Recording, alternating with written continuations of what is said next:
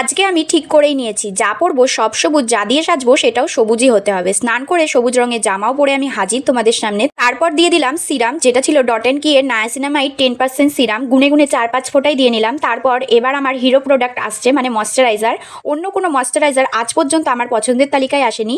এই রেডি হতে হতে আমি কটা জ্ঞানের কথা বলবো, যেটা তোমরা সিরিয়াসলি স্ট্রিক্টলি ফলো করবে। যারা ভবিষ্যতে কিছু করতে চায় তারাই বুঝবে একটা মেয়ে হয়েও সকাল 7টা থেকে রাত 9টা পর্যন্ত টানা কাজ করার মর্মটা। এর মধ্যে যে শুধু টাকা পয়সার জন্য কাজ করা সেটার কথাই বলিনি, কিছু পার্সোনালও কাজ থাকে প্রত্যেকটা মেয়েরই। আমার মনে হয় এই 20 থেকে 25 বছর বয়সটা লাইফের সব থেকে বেশি গুরুত্বপূর্ণ। কাজ ছাড়া অন্য কোনো দিকে ফোকাস করলেই লাইফ শেষ।